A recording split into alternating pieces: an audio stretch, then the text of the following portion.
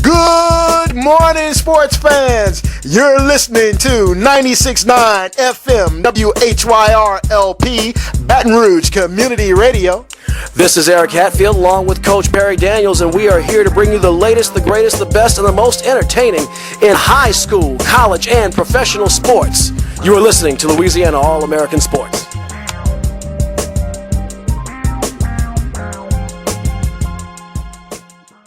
Nobody dope as me, I'm just so fresh, so clean. Good morning, Baton Rouge. Hope you enjoyed the usual dose of my singing. You're going to get a whole lot of me today as Coach Perry Daniels is out of town today. So you're going to get a solo flight from yours truly. And we have a very full show this morning. We, of course, there's a lot going on in the world of sports. The NFL draft is ongoing. The NBA playoffs are in full swing, and the drama is ramping up. And, of course, there's a little action on the gridiron. So we're full of baseball, full of basketball, full of NFL draft. I'm just full of it this morning. Boom. So let's just jump right into it. We're going to start on the diamond, and while that might not be the hottest sport in town right now with NFL draft going on and with the NBA playoffs, we've got to talk a little bit of diamond action as our young people are engaged in the heated battle for the ultimate high school prize, the LHSAA playoffs for 2014. The baseball tournament in Sulphur, Louisiana, will begin on May the 15th. The games that will determine those participants are fast and furious and underway. Let's start off with the Baton Rouge schools in the Baton Rouge area schools in Class 5A. Barb and Catholic High have a best of 3 series this weekend. Barb is the host school. Barb leads that series 1-0. They defeated Catholic 11-6 yesterday. So the Catholic High Bears, seated 9th in Class 5A, are in the battle for their season today at 1 o'clock as they dropped that first game against Barb. I do not have any Ross Massey statistics. I'm really hoping that the Catholic High coach employed that strategy of pitching his ace on the second day, because Barb is very good, and Catholic goes home if they don't win. 5th-seeded Sanamaw played 13th-seeded Dutchtown yesterday at 6 o'clock. I do not have a score on that game yet. And also, a little bit up the road in New Orleans, Jesuit High School, always a perennial powerhouse. They are playing host to Alexandria. They're seated 3rd. Alexandria 6th. They played yesterday at 6. They play today at 1 o'clock. No scores from that game. And then Live Oak, our neighbors, or not neighbors, our Baton Rouge area neighbors in Livingston Parish, they will play Brother Martin. They have a doubleheader today. I believe they were rained out yesterday. Brother Martin seated 2nd, always a powerhouse in 5A baseball. They're playing right now, actually. Game 1 began at 10 o'clock, and Game 2 will be at 2 p.m. That's going to be really tough. I think this is where Live Oak might meet the end of the road after a great run this year, but you never know what might happen. Great to see those Baton Rouge area schools showing up and showing out in the Class 5A LHSAA baseball playoffs. Now, moving on to 4A, St. Thomas More, the number 1 overall seed in the LHSAA Class 4A baseball tournament. They are playing Rain in the quarterfinal matchup. These games will all take place on Monday. That's Monday, May the 12th. St. Thomas More plays host to Rain. St. Michael the Archangel will travel to play at Benton on Monday at 4 o'clock. So those are the Baton Rouge area schools in the Class 4A LHSAA baseball playoffs. Other quarterfinal action include Neville actually playing at Vanderbilt Catholic, although Neville will be the home school. They're seated 6th. That game takes place today at 4 o'clock. And then also in Metairie, Louisiana, West Ouachita. I'm sorry, this is a final. I stand corrected. This is a final. East Jefferson has been eliminated. They were plastered pretty hard by Ouachita on Thursday. at East Jefferson, 13-0 in 5 innings. There's a lot of Baton Rouge representation in the Class 3A bracket. The number 1 overall seed, John Curtis, will host Parkview Baptist Monday afternoon at 5:30 p.m. at Mike Miley Playground in Jefferson Parish on the West Bank of the New Orleans area. Curtis, the number 1 overall seed. Parkview Baptist has had a great run, but I just think it comes to an end here. John Curtis just has a factory going on over there. U-High, later today, will play host to Albany. Albany has had a remarkable run, rubbing out North Vermilion, rubbing out LaRanger. I do think their Cinderella run comes to an end this afternoon. The game is being played at Albany, but U-High will be considered the home team for seeding purposes. U-High, number 4 overall seed. We'll see what happens there. I think U-High advances to the tournament in Sulphur, but Albany's had one heck of a run. We'll see what happens. Bruley, right across the bridge, will travel to West Feliciana. They are seeded 6th, West Feliciana 19th. They will play Monday at 3:30 p.m. So, a lot of Baton Rouge representation. Also, we wanted to give you an update last week. Livonia, earlier this month, about 2 weeks ago, was disqualified originally from the LHSAA playoffs. They had an ineligible player, a freshman, who had a residency issue, failed to apply for a hardship, and it caused Livonia to forfeit their state runner-up trophy, their football games they won this year, and 18 wins on the diamond. They went to court. The judge said, you got to let these kids play. I don't know all the legal ins and outs. If anyone has any intel on that, by all means, give us a call. 225-343-9927, area code 225-343-9927. Livonia was given a trial by fire. They were shoved into the playoffs as the 31st seed, which I thought was a little odd for a school that had won 18 games. And Evangel Christian, the 2nd overall seed, barely nipped them. And I can't imagine that the folks at Evangel Christian were very happy either. You're in the 2nd seed overall, and you get a team that's won 18 games. They nipped them 4-3, and then they obliterated St. Louis to advance to the quarterfinals. So Evangel Christian came out all right in the end, but that was a messy situation. But I'm glad that the kids at Livonia were rewarded for a great season with a trip to the playoffs and nearly advancing. Class 2A, no Baton Rouge representation in the quarterfinals. Not a lot of Baton Rouge representation, period. Redemptorist was the only school that really got its foot in the door in the 2A tournament, and they lost last week to Opelousas Catholic. They hosted Opelousas Catholic and lost 6-2, so that will end the Redemptorist season. No significant Baton Rouge representation in Classes 1A or in Class B, but in Class C, right up the road on Bluebonnet Boulevard, the Family Christian Academy Flames will travel to Downsville. They are the 6th seed in the Class C tournament. Downsville is the number 3 overall seed in Class C, and they will play Downsville at 2 o'clock today.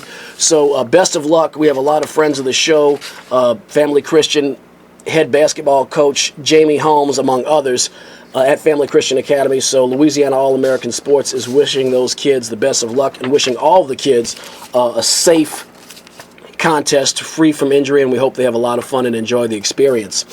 Moving on from high school to the college boys. The LSU Tigers have a huge, critical series against the Alabama Crimson Tide this weekend. One could argue that the LSU baseball series against Alabama is just as important to the baseball team as our annual rivalry in football normally is to both squads. LSU is in a remarkably tight race. These are the standings at the top of the Southeastern Conference overall. Florida leads the SEC. They have a record of 18-6 in the SEC. They're running away with it. But after that, it gets really tight and dicey. The second best record belongs to the SEC Western Division leading Ole Miss Rebels. They have an SEC record of 15-9, and boy, does it get tight after that. In the SEC West Division, Mississippi State is 1 game back of Ole Miss at 14-10. LSU is a game and a half back of Ole Miss at 13-10, and Alabama's only a half game back of LSU at 13-11. So you're looking at a 2-game gap between first and fourth place just in the Western Division. Now, when you factor in the Eastern Division opponents, that includes Vanderbilt with a 14-10 record in the SEC. This is in the Eastern Division, and the South Carolina Gamecocks at 13-11. You have a total of 5 schools that are within a game of one another, a full game of one another. Vanderbilt, South Carolina, Mississippi State, LSU, and Alabama. The team with the best record of that bunch I just mentioned would be Vanderbilt and Mississippi State at 14-10. Alabama and South Carolina have the lowest winning percentage of the bunch at 13-11. Those are 5 schools separated by a single game. So every game, every pitch, every stolen base is going to be huge in this series. LSU did not get to take the diamond last night at Alex Box Stadium. That game was rained out. If you were in traffic yesterday, you saw how horrendous that was. Aaron Nola's set to pitch today. LSU is going to play a doubleheader today. The first game will start right after Louisiana All American Sports is over at 12 o'clock noon. The second game will be at 7 o'clock tonight. The 12 o'clock game will be live on Cox Sports Television.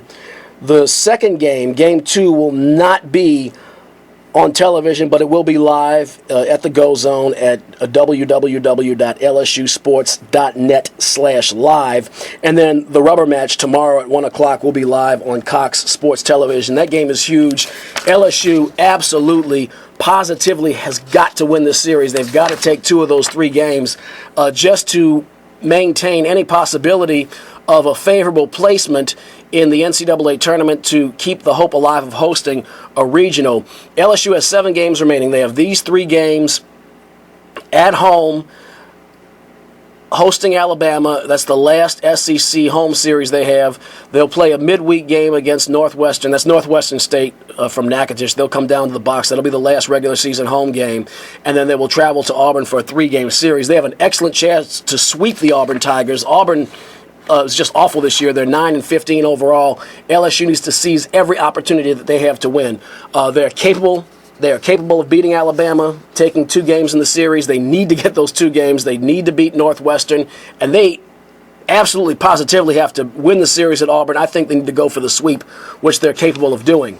So, on to where the men get paid. Oh, I'm sorry, strike that. Before we move on to that, quick note.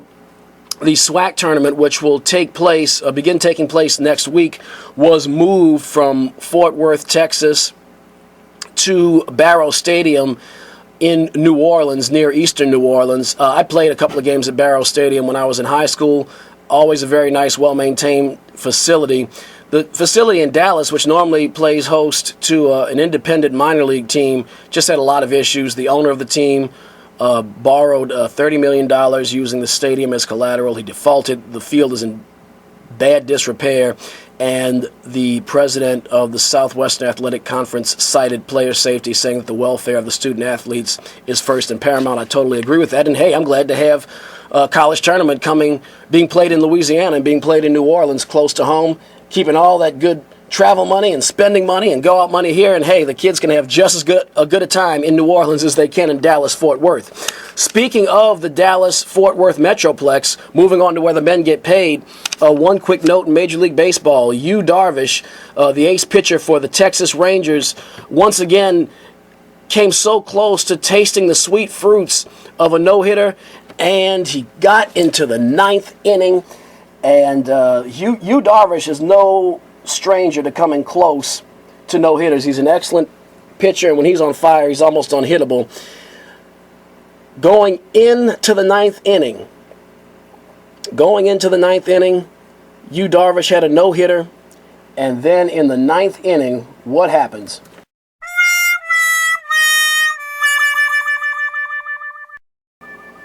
So close, but so far away. They're playing the Boston Red Sox, and Big Papi, David Ortiz, hit a single in the 9th inning to break up the no-hitter.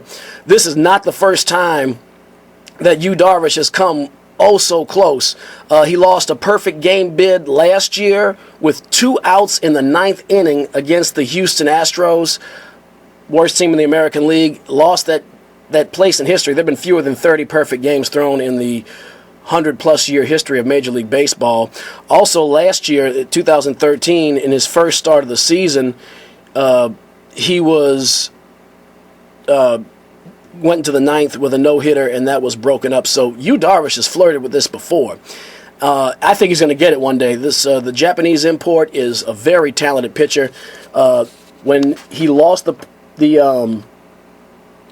bid for a no-hitter, Ron Washington, the manager of the Rangers, came out to the mound, and there was a crowd of about 45,000 people, the Friday night crowd, and they began chanting, "You, you." No, they were not doing an a cappella rendition of Soulja Boy, Tell 'em. They were cheering for Yu Darvish. Struck out 12, only walked 2 through 126 pitches. If you ever get a chance to see Yu Darvish pitch, if you have even the slightest interest in baseball, I think it's quite a treat.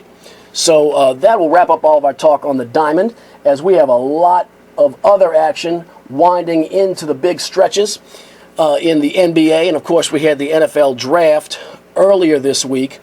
But first, we reflect on what the crowd might have been thinking as Yu Darvish lost his no-hitter, what Yu Darvish must have thought as he lost his no-hitter.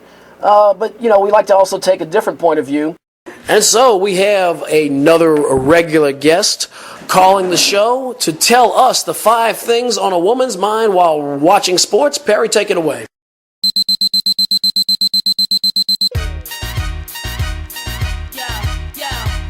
They want to know.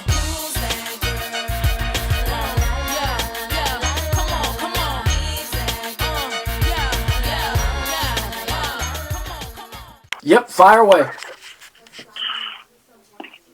These are the top 5 things that were on a female's mind while watching sports this past week. Number 5. 1, 2, 3, 4, 5, 5, 5.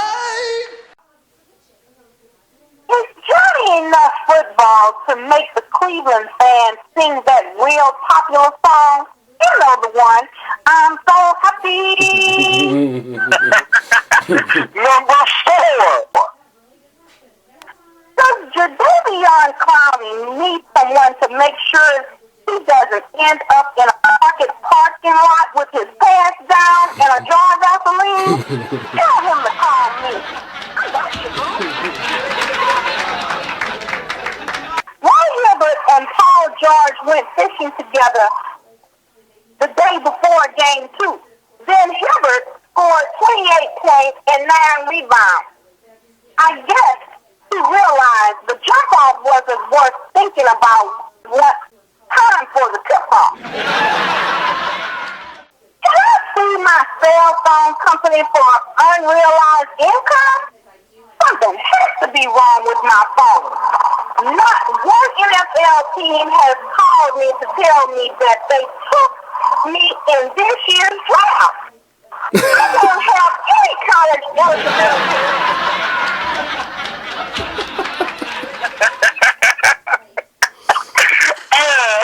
The number 1 thing that was on a female's mind while watching sports this past week is, How did Mickey Lomas and Sean Payton get so smart?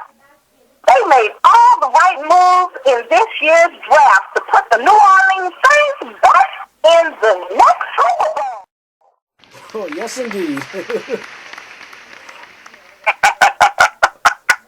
all right. Thank you for the top 5 things that were on a woman's mind.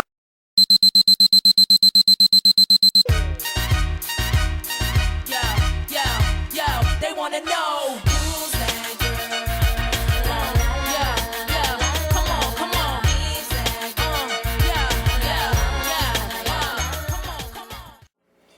Yes, indeed. The top 5 things on a woman's mind while watching sports. And that'll launch us right into the NBA playoffs.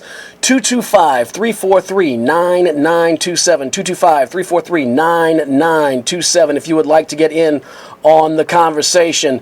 So we'll launch right in. Speaking of one of the top 5 things on a woman's mind, very briefly discussed Roy Hibbert and Paul George. If you follow the sports gossip column, there was a lot of gossip about maybe Paul George might have been involved with one of Roy Hibbert's side chicks, one of his jump-off chicks. And, well, it looks like in Game 2, as our lady friend told us, it looks like for Roy Hibbert, the jump-off wasn't worth thinking about at the time of tip-off because he got his groove back in Game 2. Roy Hibbert, the 7'3", I believe he is, center for the Indiana Pacers, just a menace. Had several games in which he scored no points, even one game with no rebounds. You could just stand there with your hand up, you would think, in the NBA and grab a rebound just by accident. He completely vanished. This is the same Roy Hibbert, Mr. Monocle, last year that really gave Chris Bosh a lot of fits and pushed Miami to the brink of elimination in the 7th game. Well, Hibbert came back in Game 2. He had 28 points and 9 rebounds, and it looks like Hibbert and the Pacers are back in the game, and now they're starting to look like the team that did finish with the number 1 seed in the Eastern Conference, and that could make for a very interesting Eastern Conference Finals should they advance. They absolutely destroyed the Washington Wizards last night, smothered them to death. Yes, I said smothered to death. Yes, that might be a little redundant, but it's true. They beat Washington 85-63 to take a 2-1 lead in the Eastern Conference semifinal series. Let's put Paul George's 23 points aside because we know he's going to get, Paul George is going to get his. Game was tied after the first quarter. Looked like Washington had a pulse at the Verizon Center. Looked like they had a chance. I thought with the travel and going back to Washington and with the momentum as they stole home court from Indiana, they might have a shot. Well, the Pacers were leading 34-33 at halftime. Still a close game. But Washington only scored 30 points in the second half. That's almost unbelievable. According to ESPN, this is only the 13th time that teams have combined for 67 or fewer points in a playoff game in the shot clock era. Washington only had 63 points. It's kind of unbelievable. And that's ESPN site. It's from ESPN Stats and Information. Indiana coughed up 102 points to Washington, and Washington's a very good team with John Wall and Nene, Trevor Ariza, but they're not like the LA Clippers or the Golden State Warriors in the West where they just have, cannonballs full of offense. I mean, they're a methodical team. They move the ball. They play defense. Well, Indiana, known for having a smothering defense, coughed up 102 points in Game 1. This was in Indiana, and they were starting to think Roy Hibbert again was invisible in Game 1, and the prevailing thought was that Hibbert, was going to play down and that the Pacers could be in trouble. But it looks like whatever happened between that fishing trip, they must have caught some red snapper, maybe a 40-pound bass. I'm not a big sports person, but something worth stuffing and putting on the wall because Hibbert is back, the Pacers are back, and I think the Cinderella run for the Washington Wizards might be coming to an end as it looks like the switch has probably gone on. Frank Vogel was asked if he sensed which version of Hibbert would show up for Game 3, and he offered a smile. He said probably the version somewhere from the middle of Game 1 and Game 2. Well, that's exactly what happened. So Indiana back in that series, and actually I think the Pacers, they're back on the horse. I think they take this series. I think they take it in 6 games, maybe even 5, but definitely not 7, I don't think. Last night, great game between the Oklahoma City Thunder and the Los Angeles Clippers. Kevin Durant and Russell Westbrook in Game 2 of that series at OKC, they also seem to flip a switch as Westbrook, for the second consecutive night, had 30 points had 30 points. He had more than 10 assists, and he had 9 rebounds. He was 1 rebound short of another triple-double. He had a triple-double in Game 2. Kevin Durant was just 1 assist short of a triple-double in Game 2. That picked up in Game 3. The MVP of the NBA, Kevin Durant of the Thunder, had 36 points. Russell Westbrook, 23 points, 13 assists. And Serge Ibaka, the forward for the Clippers, just kind of arose from silence. He's a great defensive player, not always putting the ball in the hoop a lot, but even Ibaka had 20 points. So I won't call him Ibaka the Wookiee, but he had a great game. He rose up. Blake Griffin had 34 last night. Chris Paul 21. Blake Griffin blocked a lot of shots last night, but OKC was able to pull ahead late in the game. The Clippers cut the Thunder's lead down to 108-107 after Griffin pushed in for a layup, but then OKC was able to make some foul shots, get a couple of free throws, and that was all she wrote for the Clippers in Game 3. So the Oklahoma City Thunder has taken back home court and leads that series 2-1. Miami is just mopping the floor right now with the Brooklyn Nets. They had 2 very convincing victories over the Nets in Games 1 and 2 at Miami. The series shifts back to Brooklyn for Game 3. That game will be played later today. I think this is probably Brooklyn's best chance to pick up a victory. I don't have a lot of optimism. I think the Heat take that series in 5 games or less. Just looking at the first 2 games, a sweep is not off of the table, but that remains to be seen. But that game will be played later today at Brooklyn. LeBron really has not had to put his car into 5th gear. He's been kind of coasting between 2nd and 3rd on the city streets, keeping it under 45 miles per hour, so to speak. They just had the matchup advantage over the Brooklyn Nets. So we'll see what happens. It isn't looking good, though, for future Hall of Famers Kevin Garnett and Paul Pierce. 225-343-9927, area code 225-343-9927 if you would like to get in on the conversation. San Antonio appears to be absolutely running away from the Portland Trailblazers. The Trailblazers looked really strong as a 6th seed facing the Houston Rockets. They took the first 2 games in Houston. Damian Lillard, ice water in his veins, hit a game-winning, buzzer-beating jumper as time expired to close the series down in Game 6 in Portland. But San Antonio looks like the San Antonio team that raced to the Western Conference Championship last year. Game 2 was won 114-97. That's a 17-point victory for the Spurs. Kawhi Leonard had 20 points. Tony Parker had 16 points and 10 assists. They pounded the Trailblazers in Game 1. A sweep is not off the table here, but they do go to Portland for Game 3 of that series. That game will be played tonight at 9:30 our time. This is probably the best opportunity the Blazers have to take one in the series, but I think their confidence is very shattered. That series really could be a sweep. So that will wind down the 4 conference semifinal matchups in the NBA. Just for the record, I'm expecting the Thunder and the Spurs to meet in the Western Conference Finals. I'm expecting an epic matchup between the Pacers and the Miami Heat, a slugfest, a prize fight in the Eastern Conference Finals. I cannot wait for that to start. So now we move on to what we've all been looking forward to in football-crazed South Louisiana, the NFL draft, in just a moment. But let's talk about odds. You know, the NFL draft is all about assessing risks, taking chances, and Louisiana All American Sports has its own odds maker, its own evaluator of probabilities, and sometimes he seems to put his invisible hand on the outcome of sporting events. We've seen some strange things since we've had this gentleman helping out our show. It is the Fixer. I'm going down, baby. Yo, street in the rain. Come on. Ready to let it go. Good morning, Mr. Fixer. What you got for us today? Hey, what's going on, bro? The odds is shows changing up here in the NBA. You know, they got the Spurs sitting at 3-1. OKC is sitting at 9-2. The Clippers 15-2. Pacers 12-1. Nets 16-1. Portland 25-1. The Wizards 25-2. That's a lot of shuffling, and just so our audience doesn't get too lost, those are all odds for winning the whole thing, correct? that's the odds of winning the whole thing. So, who had the biggest shift since we talked to you last a couple of weeks ago?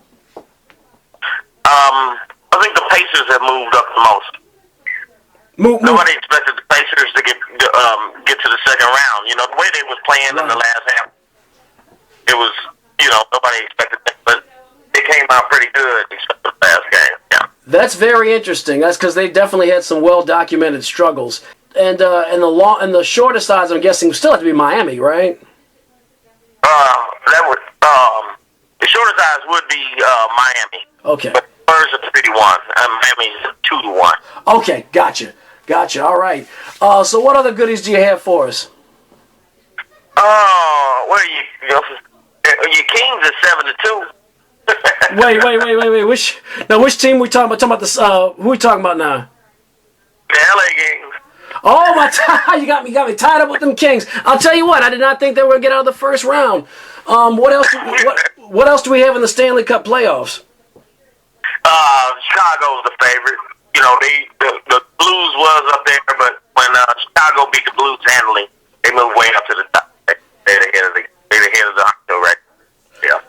So, look, moving off the odds a little bit, give me your thoughts on the NFL draft. I know you spent a lot of time glued in front of the set. You had your attention split a couple of ways. What did you think about the draft? Well, at least the first round of the draft on Thursday night. I think Johnny Manziel got a hard ticket right there. Mm-hmm. I think he's a better player than being what was he, the 23? Yeah, 23rd draft pick, Heisman Trophy winner. He's a much better player than that. But I think there's something before him that Heisman Trophy winners and quarterback. Everybody's not really looking at that like right. It's not really that big of a deal if you're a Heisman Trophy winner as college player, but who's the best NFL player is what we're looking at right now. Well, and you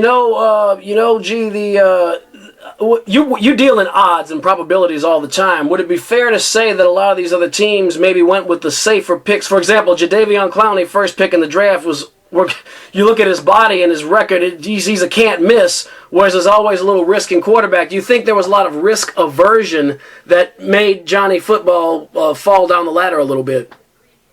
Well, we know Johnny Football has a quarterback that is prerequisite, and that is who did Denver draft? With Tim Tebow. Yeah. They drafted Tim Tebow. Tim Tebow's not even in the league.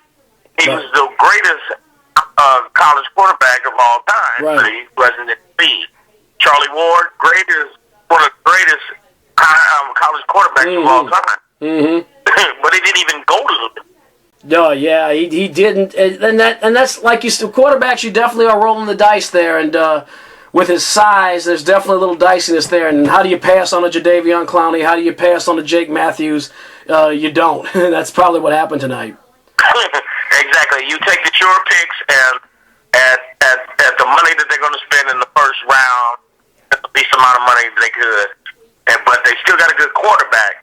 But they got a small quarterback that's a runner, right? And it just wasn't a good pick in number 2, number 5. I got you. Well, look, do you have anything else for us this afternoon? No, I'm doing good here. I'm sitting here. I got everything rolling, watching all the games, trying to see what's going to go on here in the NBA, and looking at my Cardinals struggling. Yeah. What's up with those Cardinals, man? We talked about them last week. Do you think it's that their hitting is just taking a long time to come around? Or do you think Milwaukee is just that good this year? I think that before Flag Day, anything in the in Major League Baseball, I really don't take it to heart because at after Flag Day, the season begins. You know what? I think there's a lot of wisdom to that, and it definitely gets turned up. Well, I'm gonna steal one of Perry's lines since he's not with me right now. You know the deal. Stay off the grid, stay out of jail. And I'm gonna do the best I can. If I can, I'll call you. All right, brother. Thanks so much. All right. I'm going down. Ready to let it go. Listen to it now. That was The Fixer from Las Vegas, Nevada, by way of St. Louis, Missouri. That's why we had a little tribute to the Lou and Nelly. So now, let's get to what we all came for, what we've all lined up to talk about, what I think all of us have speculated about all week, and that will be the 2014 draft of the National Football League. Let's take it away. So let's dive right in. The first pick in the NFL draft was Jadeveon Clowney, and that really wasn't that big of a surprise. There was a lot of speculation of Houston possibly picking Johnny Manziel in the first round, with him having played his college ball right up the road in College Station at Texas A&M. With him having played up the road at Texas A&M, there was a lot of speculation that he'd be a fan favorite, or he would be a fan favorite in Houston. But Jadeveon Clowney, there's just a transcendent talent, too much to pass up. He is going to be a headache for NFL offenses for many, many, many years to come. Johnny Manziel did end up going to the Cleveland Browns, however, with the 22nd pick in the first round. Cleveland went with a cornerback in the first round of the draft. They went with Justin Gilbert from Oklahoma State. This guy has long arms. He's physically strong. He's another guy, you have just less risk at cornerback and defensive end. You can look and you can see what they can do based on their body type. There's not as much decision making. There's not as much mental or leadership. There are not as many intangibles going into it. And Cleveland, already with a pretty solid defense, had a chance to shore it up. They figured Manziel would be available later, and they were correct, so they got their guy by trading up to the 22nd pick to get their man. Finally, the New Orleans Saints, and we're going to talk about them a little more at the tail end of the broadcast if we have time, but the Saints, in the first round, picked Brandin Cooks from Oregon State University, a wide receiver. I think they got the guy they like. He's pretty much being presented as the new Reggie Bush or the new Darren Sproles. He's about just under 5'10", 5'9 3/4", weighs 189 pounds, very fast in space. This is a guy who made a lot of big plays off of wide receiver screens, a lot of quick passes, and the way that Sean Payton runs his offense and the way Drew Brees likes to get the ball out of his hands quickly, he is going to be one amazing asset. He is the 2013 Fred Biletnikoff Award winner. That goes to the best wide receiver in all of college football in a given year. He had 128 receptions last year. You heard me right, 128, over 1,700 receiving yards, 16 touchdowns. Granted, the Pac-10 can be a little defense optional, but if your opposing defense can be made of tackling dummies, 128 catches is impressive in the backyard, let alone in major power conference college football. So the Who Dat Nation, myself included, looking very much forward to seeing what Brandin Cooks can bring to the offense. And then the Saints did go with some defense, as a lot of people had speculated they'd do in the first round. They drafted cornerback Stanley Jean-Baptiste out of Nebraska. They're really going, the Seattle Seahawks have started a trend here. They got those big old cornerbacks, big defensive backs with guys the likes of Richard Sherman and Earl Thomas, guys who could just, Michael Bennett, guys who can thump you. And the Saints got their own thumper, a cornerback, 6'3". Remember back in the 90s when the in thing was to kind of get, your Mighty Mouses, your Mark McMillans of the world, your Eric Allen's, guys under 6 feet, so they can leverage their quickness and their ability to get underneath a receiver. Well, now they're going with the big boys. 6'3", 218 pounds. Now, he runs a 4.55-40, so that is kind of the trade-off there. But he had 50 solo tackles with Nebraska, 74 total last year. He's going to be a big cornerback to kind of offset and it kind of replaced Jabari Greer, who was only 5'11", kind of getting long in the tooth, had the knee injury. But he'll effectively replace Jabari Greer. The Saints already have Keenan Lewis, who is very quickly climbing up the ranks among NFL cornerbacks, and they signed a future Hall of Famer in Champ Bailey in the offseason. So the Saints are really set at the corners and in their secondary. Of course, they got Jarius Byrd, who was the big bird among free agents in NFL safeties. So I really like what the Saints have done in the first and second round of the draft. Of course, the Saints traded that third-round pick away to Arizona so they can get the 20th pick to select Brandin Cooks. So speaking of Jadeveon Clowney, we have a special guest today to discuss the Jadeveon Clowney pick. It was definitely the course of a lot of fanfare because you had kind of two big stories. The first pick in the NFL draft is always a big story. Who's going to be the first pick in the draft?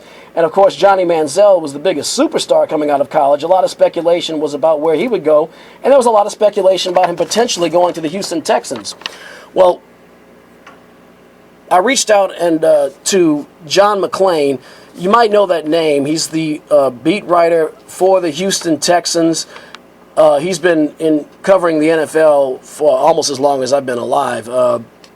John McClain grew up in Waco, Texas, and graduated from Baylor and left the Waco Tribune-Herald to join the Houston Chronicle in October of 1976 to cover the original Houston Aeros of the World Hockey Association. His first Oilers training camp was in 1977. He's covered the Houston Oilers, the NFL as a whole, and the Houston Texans for the Houston Chronicle. He does 8 weekly sports talk shows in Houston, Austin, Waco, and Nashville, which is where the Oilers moved and became the Tennessee Titans back in 1997. Or became the Tennessee Oilers, then the Tennessee Titans. He appears on 3 weekly sports talk shows on the Texans flagship, Sports Radio 610, and 3 on the Titans flagship, 104.5 The Zone. He's a contributor to the Sports Exchange, the Sporting News, Sports Illustrated, ESPN, the NFL Network, and Sirius Radio. He's the former president of the Pro Football Writers of America, a member of the Pro Football Hall of Fame Selection Committee, so he's one of the guys making the votes, either to your delight or chagrin when some of your favorite players get in or don't get in. Member of the Texas Sports Hall of Fame Selection Committee, and has a plaque in the Pro Football Hall of Fame after winning the 2006 Dick McCann Memorial Award for long and distinguished reporting on the NFL. He is also a member of the Screen Actors Guild, with appearances in The Rookie, The Longest Yard, Invincible, The Game Plan, Secretariat, Cook County, and Spring Breakers.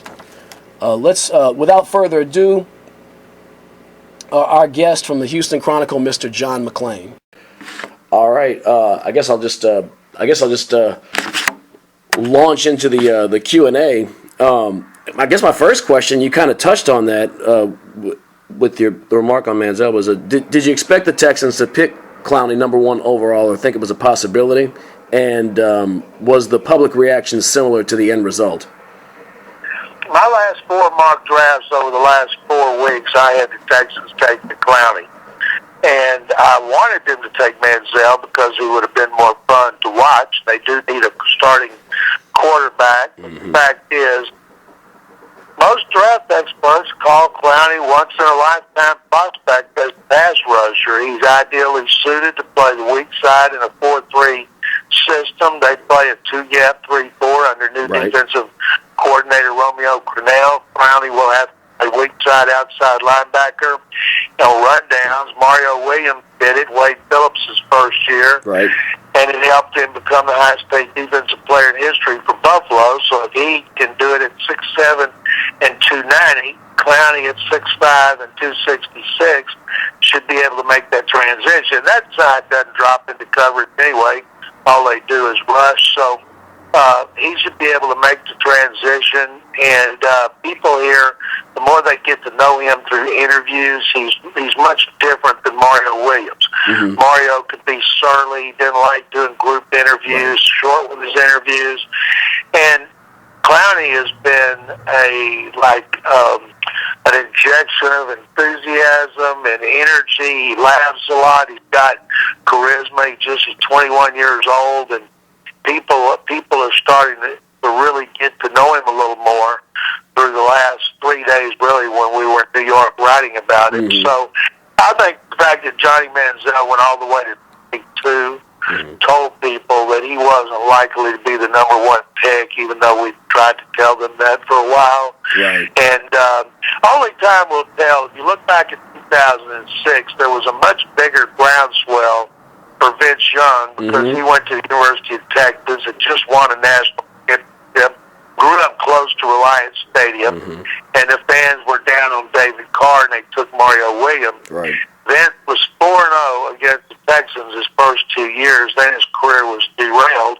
Now, if you look back, Vince hadn't thrown a pass in the NFL in 3 years, and Mario it just came off one of his best seasons. Right. So Texans definitely made the right decision there. And in 2002, they should have taken Julius Peppers over David Carr. Right. So it looked like they learned their lesson. You touched on, I guess, the elephant in the room for the Texans, that they still have, what I think anyway, is a glaring need at quarterback. How do you expect them to address that position? I don't see how in rounds 4 through 7 they're going to do it, but I know what their plan is. Now, they had the first pick in every round. They had the first pick in the 4th round, and they had a compensatory 4th round pick. When Louis Nix III, the Notre Dame nose tackle, who was rated as a first-round pick for sure, first-round pick by most, and at least a second-rounder by everyone, was there in the 3rd round, they traded their 4 and their 5 to Philadelphia for the Eagles' 3rd so they could get Louis Nix because they have no starting nose tackle. Right. So he, like their 2nd-round pick, Xavier CFO, I can't pronounce his name, who'll start at left guard, Right. come in and start at nose tackle.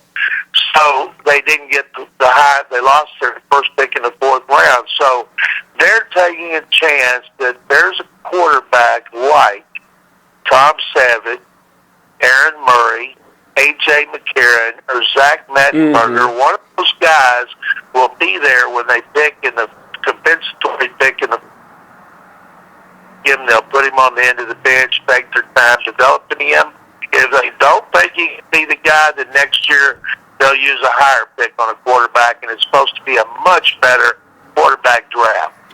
Oh, that kind of leads me to, I guess, 2 questions. One is about the rumor mill. I mean, I'm all the way here in Louisiana, and I've been hearing the rumors rampantly about a possible trade for Ryan Mallett and Rick Smith denied. Talks with the Patriots, but yet the Patriots picked Jimmy Garoppolo last night. So is Mallett going to Houston any kind of possibility, realistic possibility, or is the team really content with Fitzpatrick, Case Keenum, and T.J. Yates for next year? In February, a writer in Boston wrote that Mallett was coming to Houston. Wow. Texans started down immediately. 2 days ago, the same writer started it again, and everybody picked up on it. Texans shot it down again. And so Mallett's only thrown 8 passes in his 3 years. And you wonder if Bill Belichick is willing to give up on him, what's wrong with him? Right. Now, they've got Bill O'Brien coached him for a year. The Texans' new quarterback's coach was the Patriots' tight ends coach the last 4 years, so he knows it really well. And if they did take Mallett, he wouldn't be guaranteed of starting. He hadn't done squat. Right. And Right. people here would certainly not be fired up about that, but that's not going to happen. That's just more bad reports. People trying to tie Mallett into O'Brien and the Texans need the quarterback, but they shot it down for the 2nd time. So they'll draft one, they'll give them 4, and by the time training camp rolls around, one will be cut. Right. And I'm pretty sure they'll go into the season with Ryan Fitzpatrick as the starter unless Case Keenum beats him out. They will work really hard to do the opposite of what most teams do, and that's run the ball, take the pressure off the passing game, and play great defense. You think Yates is the odd man out? I would imagine, because the guy they draft is not going to be the odd man out. Right. Maybe it'll be Keenum. That will be a very unpopular decision here. He was 0-8 as a starter, lost some close games, got worse as the season progressed. Right. They lost a lot of players to injuries, so it wasn't all his fault. They were down to the 5th running back, the 4th tight end. They at the end of the season, he was running for his life. So I'm hoping it'll be Keenum. I think Yates needs to go somewhere else because he had a chance to step up last year and he didn't do it. What? Going back to Jadeveon Clowney, after going 2-14, they had so many needs on offense, and they already had top flight the Texans have top-flight pass rushers with J.J. Watt and Whitney Merciless. Why do you think the Texans took Clowney instead of electing to trade down for more picks? Well, they had a chance to, but they were asking for a exchange of one, a 2 and a 3 this year and a 1 next year because they thought Clowney was that valuable, and they weren't going to give him away for less. Right. And the reason they wanted to bolster their pass rush, their sacks dropped from 44 to 31. And when they had 44 the previous year, they forced 29 turnovers, went 12-4, won the division. And a playoff game last year, they dropped to 31 sacks, forced only 11 turnovers, the fewest since the merger, and went 2-14. So they think if they boost the pass rush, it'll increase the turnovers, shorten the field for the offense, and they had Clowney the highest-rated player on their board, so that's why they took him. So I'm assuming you had an opportunity to speak with and meet him. You had talked about how jovial he was. You think that was the general media reaction from his Reliant Stadium presser, that they had a good vibe with him? I interviewed him for 2 days in New York, once at a charity event that the NFL has for the prospects every year in Manhattan. And you watch them interact with each other, you watch them interact with kids, and he was like a big kid with them, smiling all the time, cutting up, playing with them.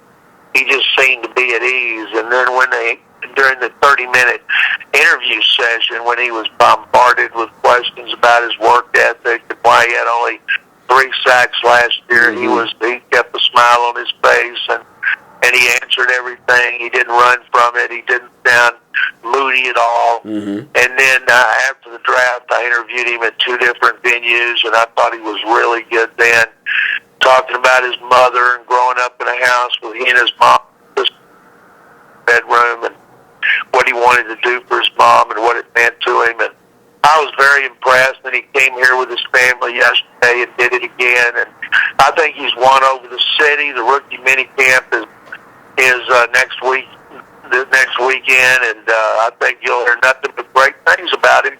But when the season starts here, and he's chasing Robert Griffin III, and then on November 16th, when he's in Cleveland chasing Johnny Manziel, he better get him. Yeah, I heard that. How do you think he's going to fit into the defensive scheme with Watt and Merciless, who are kind of, alpha pass rushers? They'll have to give that to new defensive coordinator Romeo Crennel so they make it work.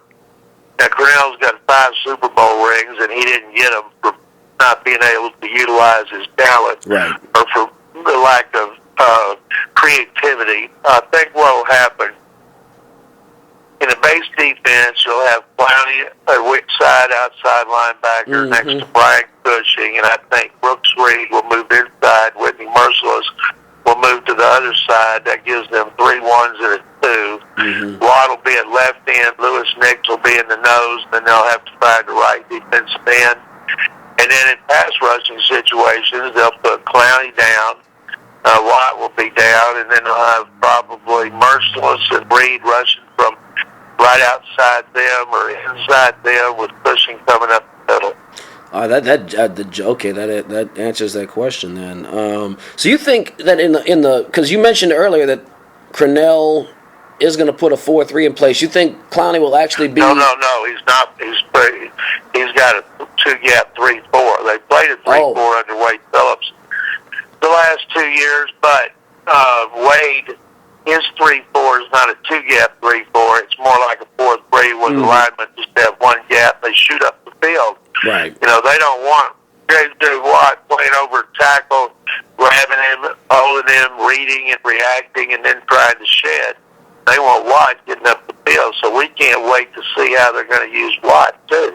I got you. And so there's a lot of chances for Crennel to be able to utilize those guys. When he got Mike Vrabel and Willie McGinnis to New England, they were defensive ends, and he made them into outside linebackers who still rush in passing situations. So he's got a history of it. The reason they were so successful in New England is they had 4 linebackers who were smart, experienced, sure tacklers, leaders. They played great together behind a big nose tackle, Vince Wilfork. Right. And that defense was very, very good. And, of course, they had Tom Brady.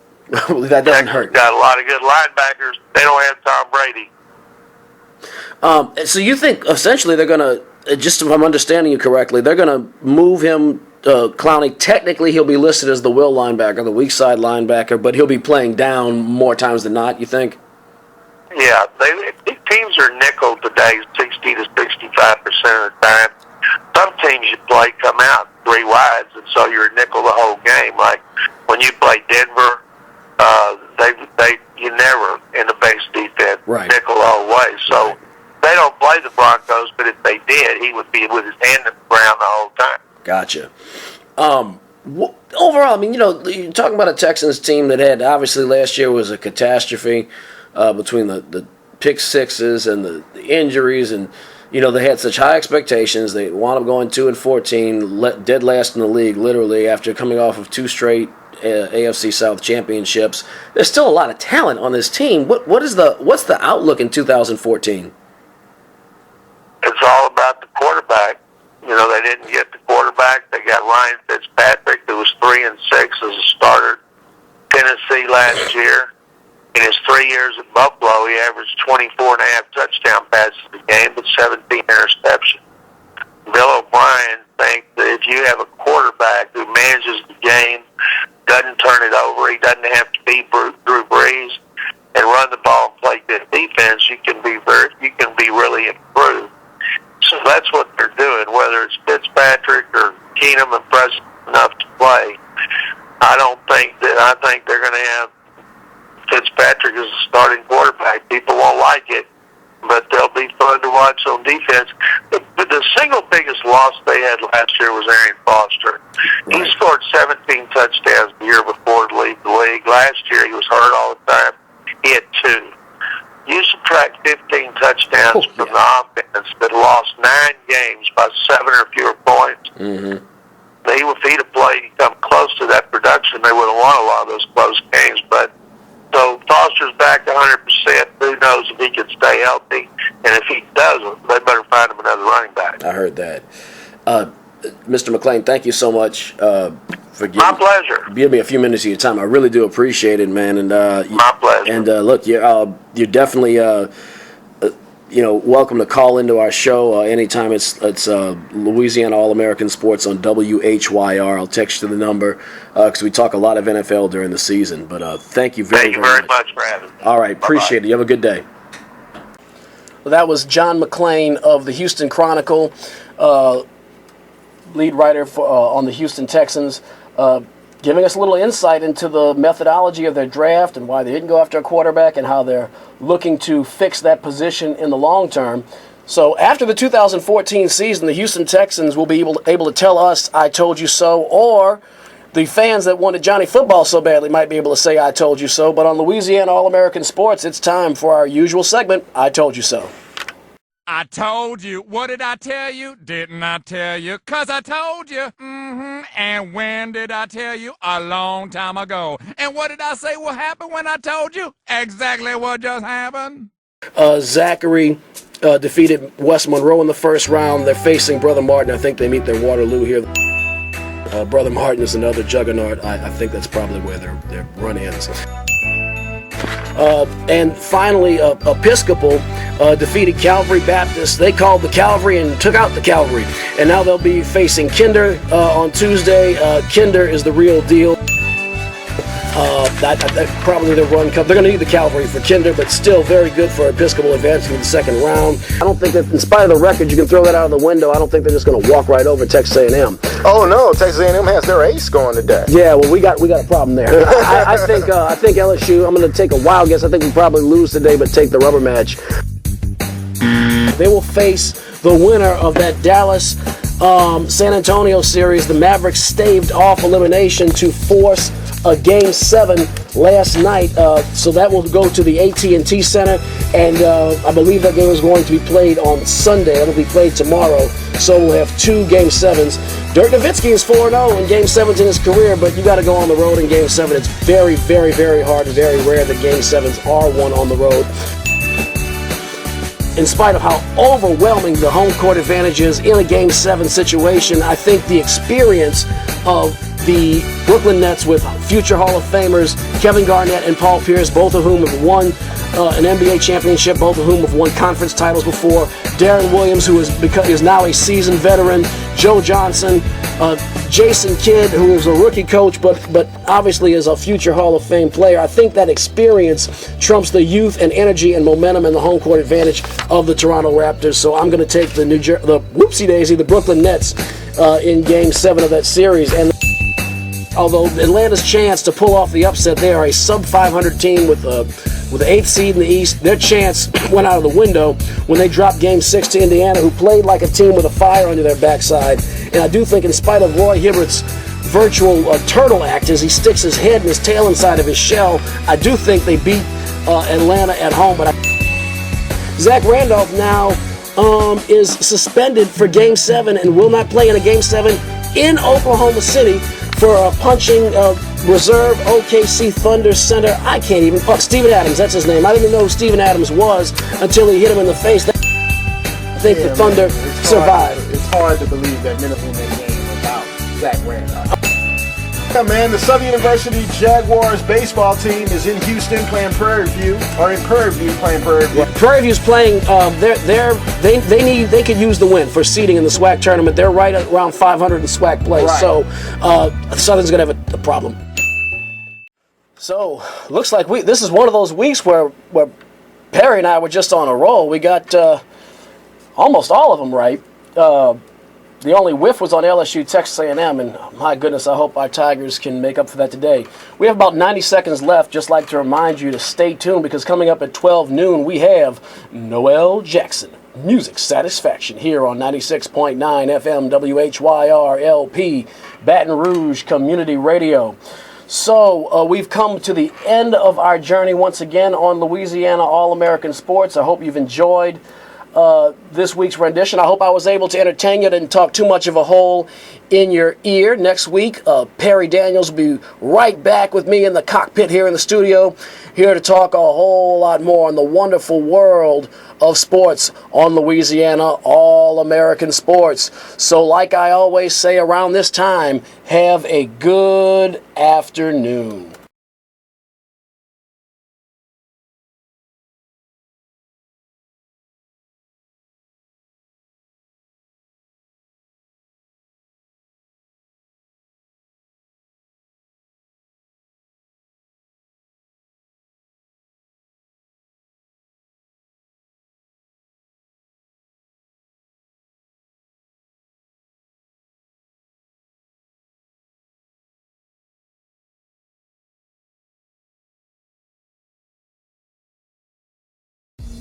Hail to the King and Lords of Lords.